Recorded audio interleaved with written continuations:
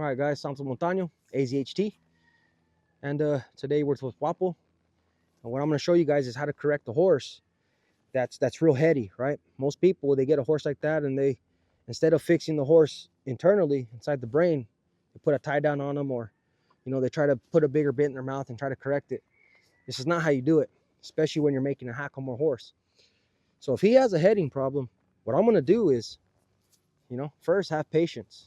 It takes time to build a great horse. So if he's throwing his head up, I'm going to sit here. I'm going to roll my wrist. When he bends, I'm going to reward him. I'm going to let him know that's what I'm asking for. But I also want his head to come back up to his neutral position. Now, when I ask again here, that's it. When he rolls and he starts to bend at that pole, you release and you pet him.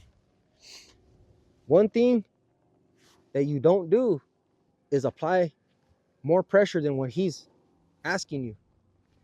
If I'm rolling and that's what it takes to get this horse to bend at the pole, that's the amount of pressure that I need to have every time that I need to apply. Now, sometimes if the horse is throwing their head up, you might need to stay there with that amount of pressure until that horse stops, bends at the pole, then you release, and then you reward. But what I'm not going to do is apply more pressure when he's already giving to a very small amount. And that pressure should be softer and softer. Now, if I am applying this pressure, now what I'm going to do is sit here. I'm going to allow him to think about it. And I want him to go back. As he took that one little step, I'm going to pet him and say, I not only want you to bend at the pole there, I want you to step back on that soft feel, just like this, release.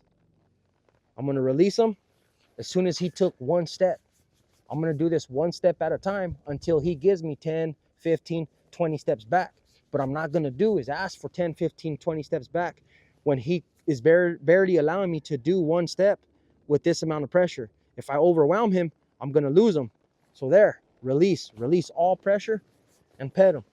And you do this in small increments, baby steps. You build the horse up to this, and eventually, as soon as he feels this signal, he'll be taking 3, 4, 5 steps back. Now, you see what he did there? He threw his head up.